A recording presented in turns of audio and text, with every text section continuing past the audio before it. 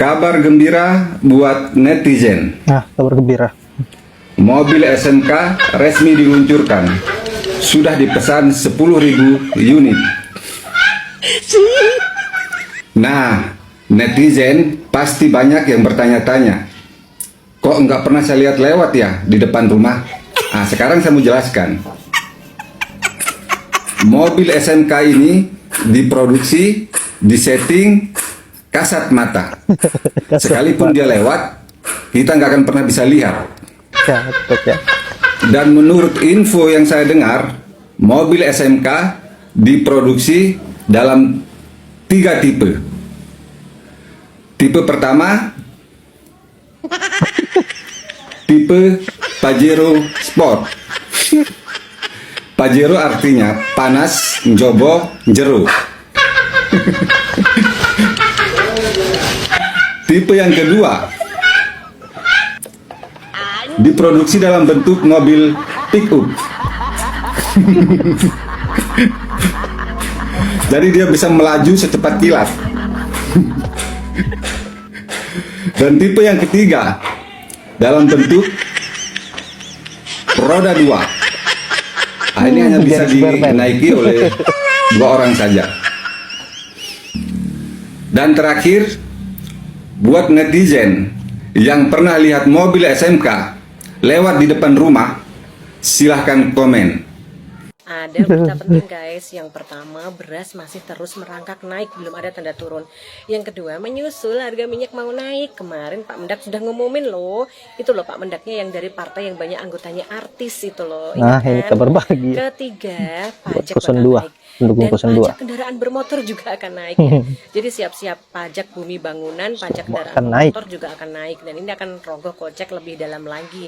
Dan jika kalian tuh kalian nggak akan bisa menikmati fasilitas negara. Aduh sedih. Kemudian yang keempat guys, kita akan menikmati orang-orang yang suka laundry yang crazy rich itu akan makin kaya. Dan selamat menikmati kemewahan mereka dan kita cuma nonton. Yang kelima, para koruptor yang kemarin bersembunyi pasti lega karena merasa sudah aman. Yang keenam, gaji pejabat mau naik. Kita ikut menikmati aja kenaikannya. Maksudnya menikmati menonton gitu ya guys. Oke, itu berita yang saya sampaikan dan selamat. Pilihan kalian sudah terlaksana dan kalian menang. Satu lagi guys, ternyata makan siang dan susu gratis yang dijanjikan salah satu paslon yang menang, ternyata masih 4 tahun lagi ya infonya. Duh, kita cuma menunggu aja dong kalau gitu. Kan tugas saya memang membuat komisi simpati pelojotan di kolom komentar. Kalau udah pelojotan, insya Allah sebentar lagi stroke. Kalau udah stroke, kan berkurang tuh angka kedunguan di Indonesia. Betul. Kan itu prestasi juga.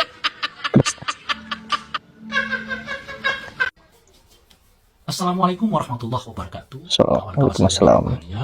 Akhir-akhir ini sering kita mendengar istilah move on down.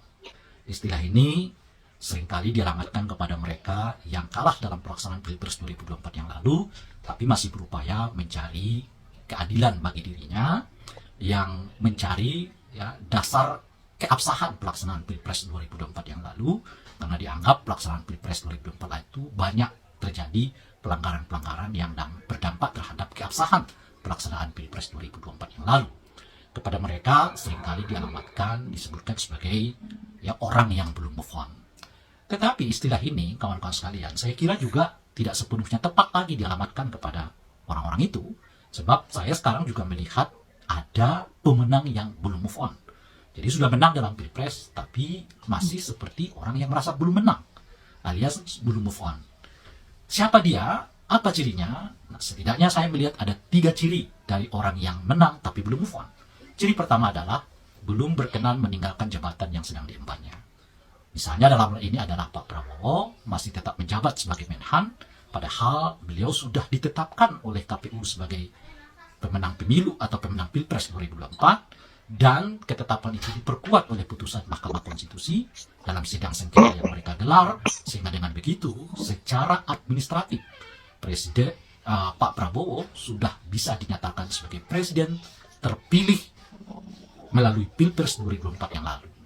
Sayangnya Meskipun sudah dinyatakan sebagai pemenang pemilu, sebagai presiden terpilih di dalam Pilpres 2024 yang lalu, beliau tetap menjabat sebagai Menteri Pertahanan Republik Indonesia di kabinetnya Pak Jokowi. Ini ciri dari orang yang belum move on, yang ini sudah menang tapi masih tetap menjabat di jabatan yang lama. Termasuk menurut saya dalamnya Gibran, tapi lebih khusus ini adalah kepada Pak Prabowo. Ciri yang kedua adalah tidak terlalu yakin pada kekuatan yang diberikan rakyat kepada dirinya, sehingga dengan itu terus berupaya mencari kawan koalisi, seperti seolah-olah belum ada pemilu, sebab mencari kawan koalisi itu dilakukan sebelum pemilu. Kalau sudah pelaksanaan pemilu ataupun pilpres, tentu tidak ada lagi yang disebut dengan mencari kawan koalisi. Anda tinggal menjalankan ya roda pemerintahan dengan tim yang memang memenangkan Anda itu, tanpa harus melibatkan mereka yang berada di luar, ya, tim yang selama ini berjuang untuk Anda. Jadi kalau ada pemenang yang masih nyari-nyari teman, itu artinya dia masih merasa ini dalam pemilu, belum selesai pemilunya, karena masih ada perasaan kompetisi ya dengan yang lain, sehingga perlu dimasukkan ke dalam barisannya untuk memperkuat itu. Dalam hal inilah kita melihat upaya yang terus-menerus misalnya dilakukan oleh Pak Prabowo, ya, di antaranya mengunjungi Nasdem, mengunjungi PKB, ya kan, dalihnya adalah silaturahmi, rekonsiliasi, ujung-ujungnya kemudian yang kita dengar dari mereka adalah kesiapan untuk bergabung di dalam koalisinya Pak Prabowo. Minus dalam hal ini adalah sejauh ini PKS dengan PDI Perjuangan, bahkan upaya untuk terus-menerus menarik ya Ibu Mega dan PDI masuk ya atau tergabung atau setidaknya ya tidak terlalu berjauhan dengan Pak Prabowo itu terus dilakukan. Ya, dimulai dari keinginan untuk silaturahmi di bulan Lebaran kemarin, yang kenyataannya tidak terwujud sampai hari ini. Lalu dimunculkan pernyataan dari saudara Gibran untuk meminta semacam usulan, nasihat dari Ibu Mega tentang tata cara penyusunan kabinet yang akan datang. Dan tidak digubris oleh Ibu Mega. Dan yang terakhir kita dengar idenya Pak Prabowo untuk membentuk Presidential Club, di mana mantan-mantan presiden berada di dalamnya untuk dimintai semacam nasihat bagi pelaksanaan ya pemerintahan yang akan dikelola oleh Pak Prabowo. Artinya apa? Artinya Pak Prabowo belum yakin dengan kemenangan 58% plus ditopang Pak Jokowi diputuskan Mahkamah Konstitusi didukung oleh partai politik. Padahal kemana-mana Pak Prabowo dan timnya selalu membanggakan kemenangan yang 58% itu alias satu putaran, tapi kenyataannya mereka juga belum move on bahwa kekuatan itu merupakan modal dasar mereka untuk membentuk pemerintahan tanpa harus lagi mencari kekuatan-kekuatan di luar dirinya. Nah, tarikan-tarikan untuk mencari kekuatan di luar dirinya itu saya kira menunjukkan masih ada perasaan yang belum move on dari mereka yang memenangkan Pilpres 2024 yang lalu. Ciri yang ketiga adalah sensitif. Dikritik sedikit, lalu menjelaskannya, belum move on. Dicari sedikit pernyataan-pernyataan yang mungkin mengkritik ya, yang bersangkutan, lalu disebut itu belum move on, dan seterusnya. Pemenang yang terlalu sensitif menunjukkan bahwa ia belum move on. Kenapa? Kalau sudah menang itu mestinya lebih terbuka untuk dikritik oleh banyak pihak tanpa harus merasa bahwa kritikan-kritik ini semacam ancaman bagi dirinya. Jadi kalau ada pemenang yang merasa sedikit kritik yang lemah, dan kritik yang kuat sebagai ancaman, pada dasarnya ia belum move on dari kemenangan dirinya sendiri. 3 ciri dari mereka yang belum move on, dari mereka yang menang tapi belum jua move on. Terima kasih. Assalamualaikum warahmatullahi wabarakatuh. Waalaikumsalam warahmatullahi wabarakatuh. Saya sepakat dengan apa yang menjadi statement Bapak yang ada di video terakhir tadi, bahwa Pak Prabowo ini belum bisa move on dari jabatannya sebagai Menhan.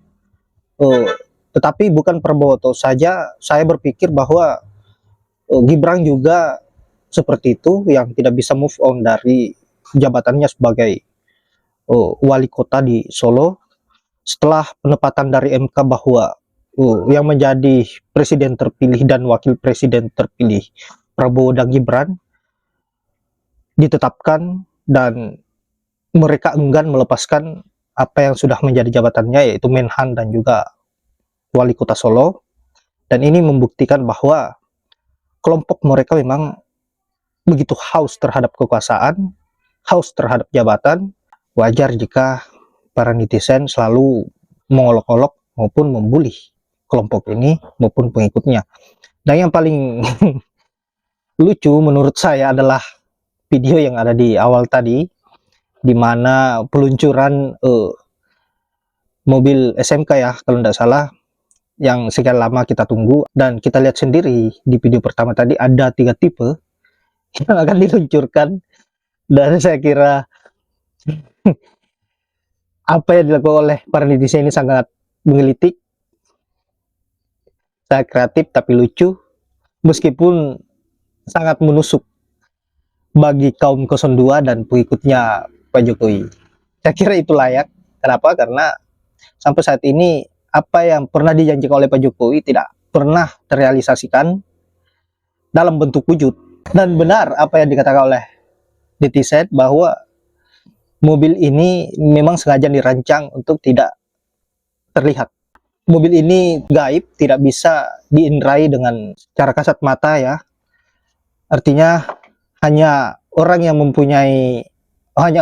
terbuka indera keenamnya yang mampu menyaksikan mobil ini. Dan ini sangat lucu menurut saya. Mudah-mudahan saja para pengikut Prabowo Gibran maupun Pak Jokowi ini semuanya terbuka indera keenamnya ya, agar bisa menyaksikan produksi dari terobosan Pak Jokowi, yaitu mobil SMK seperti yang dipaparkan tadi oleh netizen. Dan bahkan ada sedikit bocoran mengenai gambar mobil tersebut, ada 3 tipe, dan silahkan menikmati model dari mobil tersebut, begitu indah dan unik, lain daripada yang lain. Baiklah, saya kira terlalu lama saya ngoceh lagi, dan saya akhiri dengan ucapan wallahul muwaffiq ila aqwamit thoriq. Assalamualaikum warahmatullahi wabarakatuh.